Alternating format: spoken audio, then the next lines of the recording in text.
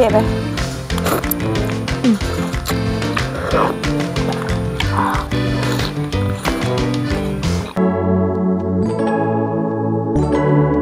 Hello အားလုံးပဲမင်္ဂလာပါ Travel Page ကနေပြန်လဲကြိုဆိုလိုက်ပါတယ်ဒီနေ့ဖြိုးက Travel Food လေးတွေပေါ့နော်ညီမညမှာအေးချမ်းချမ်းလေးနဲ့ဘာလေးလှုပ်ရှားမှမသိဘူးဆိုရင်ဖြိုးကူးလှုပ်ရှားပြမှန်းဟာလေးလိုက်လှုပ်ရှားကြနော်ဖြိုးဒီနေ့ဘာလှုပ်ရှားပြမလဲဆိုတော့ပင်လယ်စာတုံရန်ခောက်ဆွဲလေးကိုလှုပ်ရှားပြမှာပါသူကစောင်းနေအေးလေးနဲ့လိုက်ဖက်တဲ့အစားအစာတစ်ခုတည်းဖြစ်တဲ့အတွက်ကြောင့်မလို့လိုက်ပြီးလှုပ်ရှားကြည့်ကြပါအောင်နော်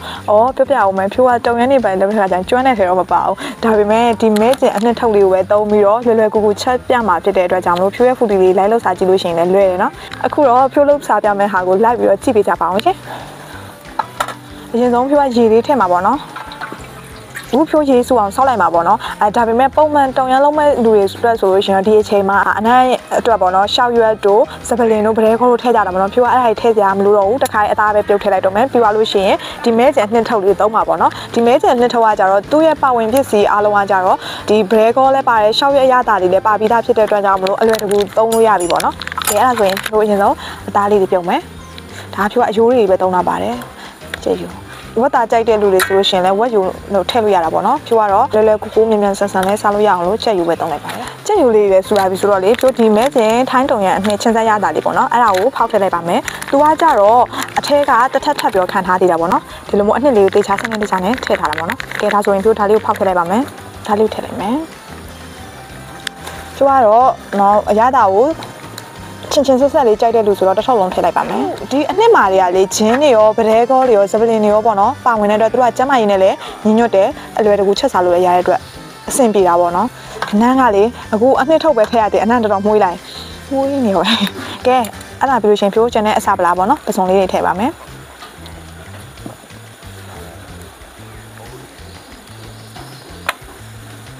ကဲဖြိုးပစုံလေးတွေထည့်မယ်စက်သွန်နီလေးထည့်ပါမယ်ပြီးသွားလို့ရှိရင်အမိုပေါ့နော်အမိုမှမဟုတ်ဘူးကိုချိုင်းနဲ့တက်တဲ့မှုလေးတွေထည့်လို့ရပါတယ်ဖြိုးကကြတော့ဖြိုးစီမှာရှိတဲ့အမိုလေးပဲပေါ့နော်နောက်ထပ်မုံညင်းရွက်လေးတွေဖြိုးထည့်မှာပေါ့နော်ပြီးရင်အသားလုံးထည့်မယ်ရှယ်ပဲနော်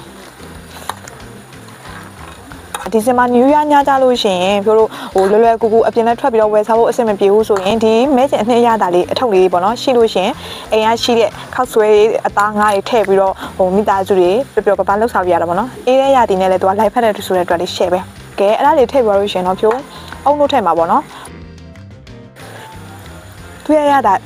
ချင်းဆူးတယ်ဒါပေမဲ့ချင်းဆူးကြိုက်တဲ့လူတွေအတွက်ဆိုတော့အဆင်သင့်ဖြစ်ပြီးတော့ဒါပေမဲ့ဖြိုးကတော့အချင်းနဲ့ကြောက်တဲ့လူဆိုတဲ့အတွက်ကြောင့်မလို့အုံလို့လေးနဲ့ထည့်မှာပေါ့နော်ကဲအုံလို့လေးထည့်လိုက်ပါတယ်ကဲအခုဖြိုးကနောက်ဆုံးအနေနဲ့ပေါ့နော်ဒါကင်းမွန်လေးထည့်လိုက်ပါမယ်ကင်းမွန်လေးကကြတော့10မိနစ်တောင်းနေလို့ရှင်သူကစားလို့ရတယ်ဆိုတော့လေခောက်ဆွဲထည့်မယ်ပြီးရင်ခင်းညင်လေးလေးပေါ့နော်နည်းနည်းထည့်လိုက်ပါခင်းညင်လေးထည့်ပြီးရင်ဖြိုးကအဆက်ကြိုက်တဲ့လူဆိုတော့လေမြုပ်တီစင်နည်းနည်းထည့်မှာပေါ့နော်ထည့်လိုက်ပါမယ်နာမည်လေးအုပ်လိုက်တာပေါ့နော်ရှာနနန်တို့ဘာလို့အုပ်လို့ရှင်လဲရပါတယ်ဖြိုးကနာမည်လေးအုပ်ပြီးလို့ရှင်တော့ဖြိုးရဲ့အရန်ရတာရှိရဲ့ပင်လယ်စာတုံရန်ခောက်ဆွဲလေးရပါပြီစားဖို့ပဲကြမှာတော့တယ်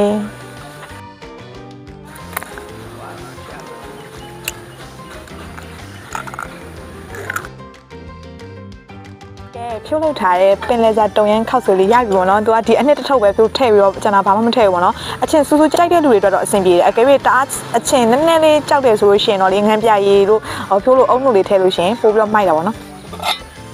ကဲရှယ်ပဲစားပါတော့မယ်စားပါတော့မယ်မြင်မြန်ဆန်ဆန်ချက်မြင်မြန်ဆန်ဆန်ပေါ့နော်ဖြိုးရဲ့ပင်လယ်စာတုံရန်ခောက်ဆွဲလေးစားကြပါဖြိုးစားတော့မယ်နော်ကောင်းရောပါရှယ်ပဲ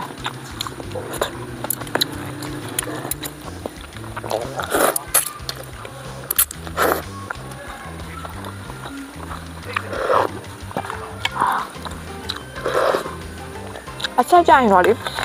မျိုးစီစင်များတဲ့ပူကောင်းဒါလည်းကောင်းတယ်ဖြိုးလောက်တာအနေတော့ပေါ့နော်တအားလည်းမဆောက်တအားလည်းမချင်ဘူးဟုတ်ပြီလေ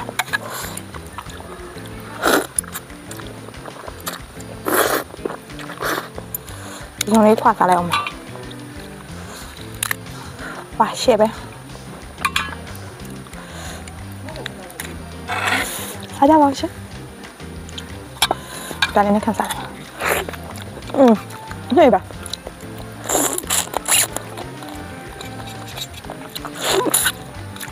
ဒီကောင်ကအနှစ်တွေလည်းဒီအထဲကိုကတော့ချိုးသွားတာပေါ့နော်ချိုးရဲ့ပစုံကြီးစားမယ်စားကြပါမှန်တယ်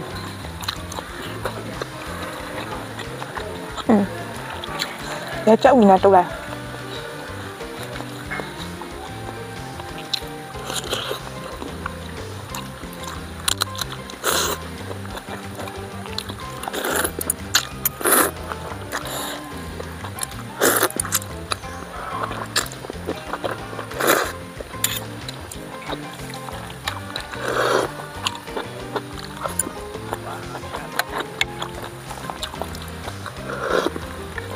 哇，妈呀！ရှာပဲညူရညကြလို့ရှိရင်တော့ပြောတော့ဟိုဒီလိုမျိုးပေါ့နော်ချင်းဆက်လေးပူပူလေးနဲ့ချက်ကင်နေငါးကင်နေနဲ့အိမ်မမိသားစုနဲ့ပြီးတော့ပါစားပေါ့နော်ပြောတော့အခုချက်ကင်နေငါးကင်နေမရှိလို့ဘာတာပြကြုံလေးနဲ့ပဲစားလိုက်အောင်စားကြပါအောင်ရှင်ချုံရပါ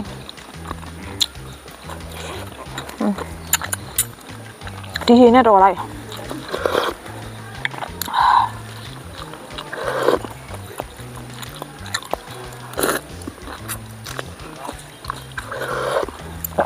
သူ့အရသာထိုင်းတုံရလို့ပြောတဲ့အတွက်ထိုင်းအရသာအတိုင်း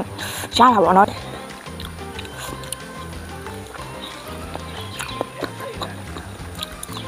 ချက်ကင်နေနဲ့ဆိုတာမှန်ပါ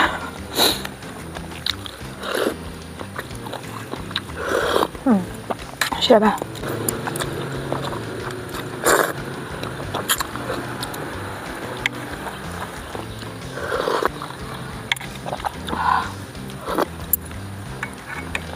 အမိုးလေရှယ်ပါ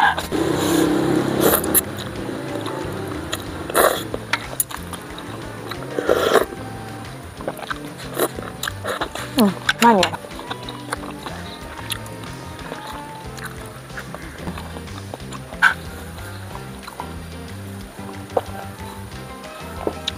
ရှယ်ပါ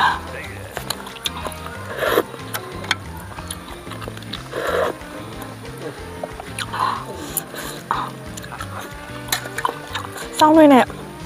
ဒီလိုစောင်းရည်တွေနဲ့ဒီလိုပူပူဆက်ဆက်လေးရမိုက်တယ်နော်လိုက်ဖတ်တာအရင်လိုက်ဖတ်တယ်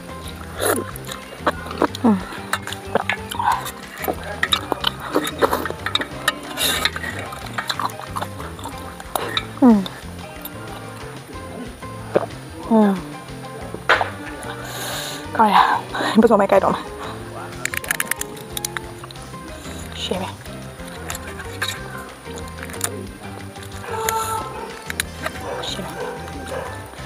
စားကြပါနောက်ဆုံးအကောင်လေး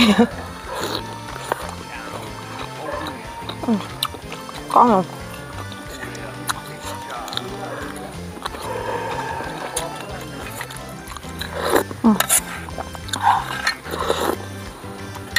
ော့တယ်ဟိုင်းကိုမီရှယ်ပဲဒီနေ့တော့ဖြိုးမဲကျင်ရဲ့တုံရမ်းနှစ်လေးနဲ့အရန်စားကျင်နေတယ်ပလက်တာတုံရမ်းခောက်ဆိုလေးစားရရပြီပေါ့နော်အရသာလည်းဖြိုးကြိုက်တယ်လောကမိုက်တယ်ပေါ့ဗျာအုံလို့တွေကလည်းဖြိုးထက်ထည့်လိုက်တော့လေပို့ပြီးတော့အရသာပို့ပြည့်စုံသွားလို့ခံစားရတာပေါ့နော်ဖြိုးလို့ပဲတုံရမ်းကြိုက်တယ်ဆိုလို့ရှိရင်တော့ဒီလိုမဲကျင်တုံရမ်းအနှစ်ထုတ်လေးနဲ့လိုက်ပြီးတော့လှုပ်စားကြည့်ကြနော်လွယ်ကူတယ်အချိန်ကုန်လန်းတက်တာတယ်ပြီးလို့ရှိရင်သူ့ထဲမှာပါတဲ့အရသာတွေကကြတော့ဗီဒီယိုဆိုချိုးလည်းမရှိတဲ့အတွက်ကြောင့်မလို့ကျမရင်းနဲ့လည်းညီညွတ်တဲ့အတွက်မိသားစုတွေပြပါစားလို့ရတာပေါ့နော်ကဲဖြိုးပဲဒီမှာမရလိုက်ပါတော့မယ်တက်တာနောက်တော့တွေကြာရင်ဖြိုးပဲတွေသွားပြီးတော့ဘာတွေစားပြအောင်လဲဆိုတာစောင့်မျှော်ကြည့်ရှုပေးကြပါအောင်နော်တက်တာ